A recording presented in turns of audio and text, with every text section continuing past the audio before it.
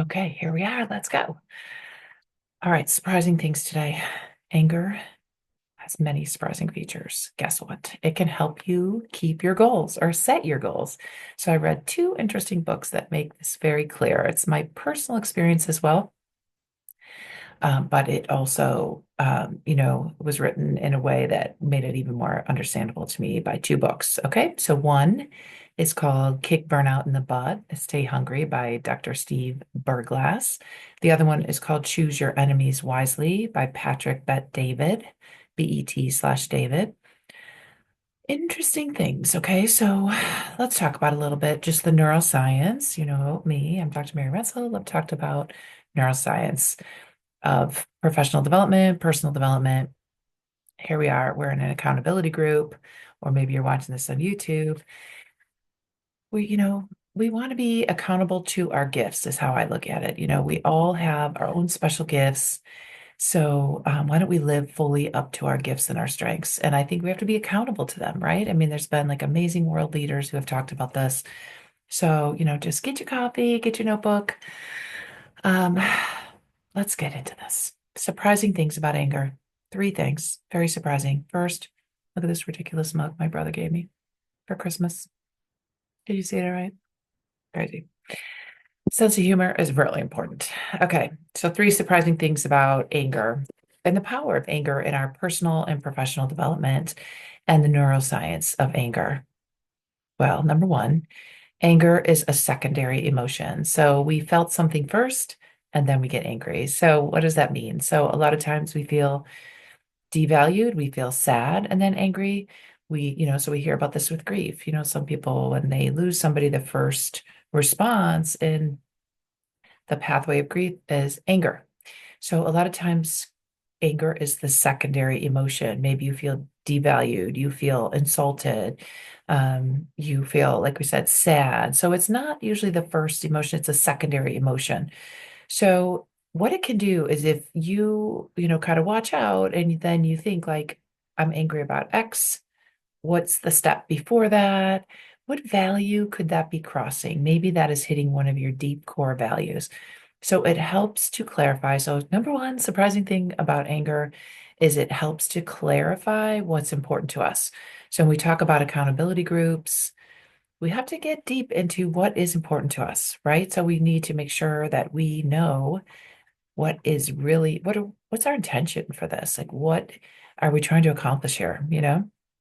So it gives us clarity on what's important to us. Our anger does. So when you feel angry, go a step ahead. What happened before?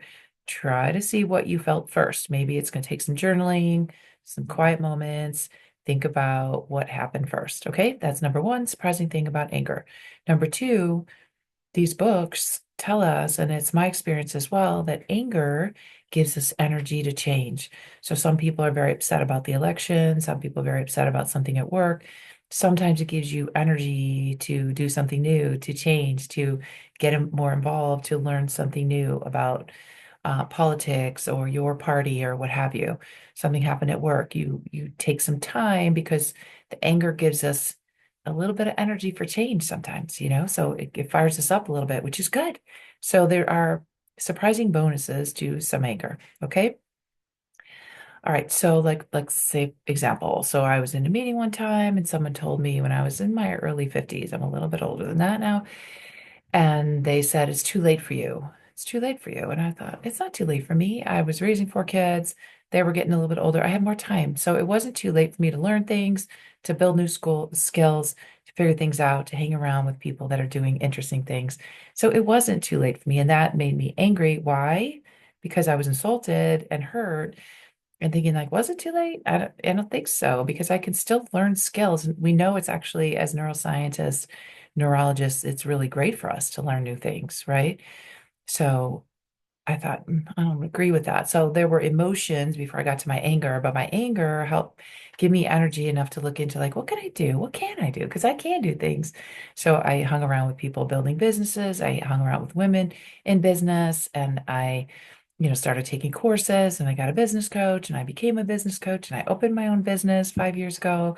So it gave me energy to look around and see what is important to me. So sometimes those life situations actually have huge bonuses where you feel anger. So when you feel anger, just go a moment, couple moments before then, what happened, and use those as clarifying moments because a lot of times it'll give you these clarified moments and then the anger to actually get something done that you want to see differently. So sometimes the anger is just structurally, systematic wise, it's a theme. For me, it's always like inequities, especially gender inequities. I'm learning more about racial inequities. Obviously, as a white woman, I don't experience it. I experience the gender inequities. There is a lot for me to learn because I have my own biases. We all have our neurologic biases, and we need to become aware of them. They can go from unconscious to conscious, so we know what assumptions we're making about a person, a thing, a structure. So there's a lot to learn. So we have to be aware of our anger because it will clarify what's important to us, number one. Number two, it'll give us some energy to potentially change or learn something new, build new skills, build new insights, new awareness. Okay. Number three, people have built foundations just because of things that made them so angry. And again, whether it be systemic. So let's say, for example, MAD, Mothers Against Drunk Driving. There's a story behind that. There's a person whose daughter got hurt or killed by a drunk driver, and the mom didn't think that the driver had an equal punishment to the value of her daughter. And she wanted to change, so she started getting act. So again, why? What are the emotions there? Sadness, grief, and then anger. Anger gave you, can give you clarifying clarity on what's important to you, right? And then it can also give you that energy to change so that this mother, it clarified, obviously it was very important to her that her daughter's value wasn't being heard in the court system. So she became active in her local advocacy and then state advocacy, national advocacy, and built this foundation. And it's still going on because she was angry at the status quo of the consequences of the loss in the law system for people that hurt somebody. So, she was angry with that. So it wasn't that, and if you could see the difference here, there wasn't, and of course she was angry at one person, but her anger was at the system. So this book, Dr. Berglass, it's kick. Wait, what's it? Stay Hungry and Kick Burnout in the Butt by Berglass, Steve Berglass. He suggests it's better to be angry at a system, a concept, a theme, rather than a person. If we're only angry at a person, it doesn't lead to much, but especially if you want to change the status quo. Like I want to change the status quo with professional personal development for adults because I think that there are neuroscience tips and tricks that we can use and easy actionable strategies so people know how to learn about their own neuroscience, what's between our ears, our melon, if you want to say. So I built a 9-step framework, and one of the steps in the framework is, to protect your melon. It's like cybersecurity for your melon, which is really just blocking out distractions that are not meaningful to you. But again, back to this anger, one of the framework as well is angle your anger. So learn what's making you angry, harness that energy, and then learn from some of these folks that have started foundations. I'm sure you can think of some foundations that have started because people were not okay with the status quo, or they were angry or upset with what there was in a status quo sense, right? So again, this helps us review our values. It helps us clarify our purpose. And this book called Choose Your Enemies Wisely, he, suggested how this really gave him a lot of energy in his business. So he would choose maybe something like initially it was somebody said something about him in front of his dad and that he would never go anywhere, and that stuck with him. And then he keeps choosing his enemies because it gives him energy to keep getting to new levels with his business. So the enemies might be like for him, it might be the inequities, it might be talking about immigration or people not having equal access to business building skills. And so he keeps changing his enemies because again, it fires you up. It gives you clarity and it gives you energy. So think of some foundations and just read the story behind some foundations. Like, we were reading, my daughter just put a fellowship application in and it was named after a woman. So we looked up the woman, like, who is this woman?